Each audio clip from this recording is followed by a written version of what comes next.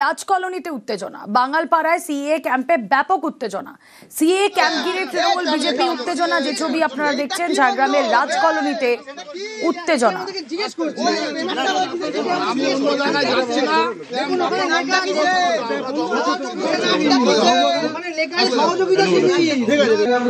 দেখছিলাম 350 টাকা নিয়ে যেমন সিএ কার্ড করে দিয়ে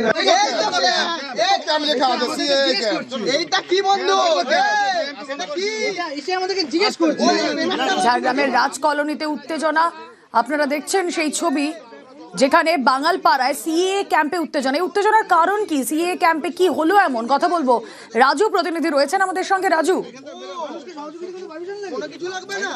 দেখো রুমিলা, প্রথমত বলে রাখবো যে এই যে সিএ ক্যাম্প হচ্ছিল, এই সিএ ক্যাম্প নিয়ে বেশ কয়েকদিন ধরেই সরগরম ছিল সোশ্যাল মিডিয়াতে, কারণ সোশ্যাল মিডিয়াতে সিএ ক্যাম্প নিয়ে প্রচার চালানো হচ্ছিল এবং এটি করছিল উদ্বাস্তু কমিটির একটি সংগঠন।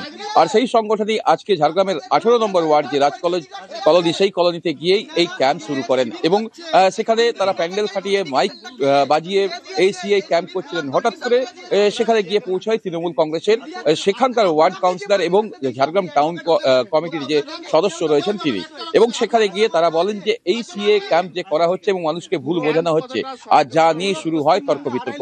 ইতিমধ্যে যেটা তৃণমূল অভিযোগ করছে যে সিএ ক্যাম্পের নামে এখানকার যে সমস্ত উদ্বাস্তুরা রয়েছেন বা বাইরে থেকে আসা বাঙালিরা রয়েছে তাদেরকে ভুল বোঝানো হচ্ছে, এবং এরপরেই স্থানীয় যে মানুষজন তৃণমূলের সাথে সাই দিয়ে সেখানে উত্তেজিত হয়ে পড়েন এবং ঘটনাস্থলে গিয়ে পুলিশ পরিস্থিতি সামাল দিতে সিএ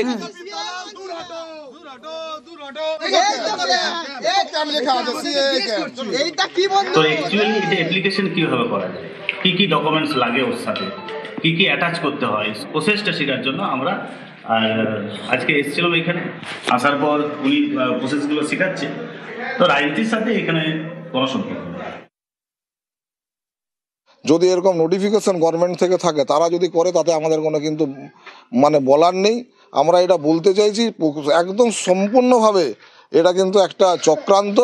এই চক্রান্তের বিরুদ্ধে আমরা আইনিভাবে প্রশাসন থেকে শুরু করে সবাইকে জানিয়েছি যে বিষয়টা আপনারা দেখুন।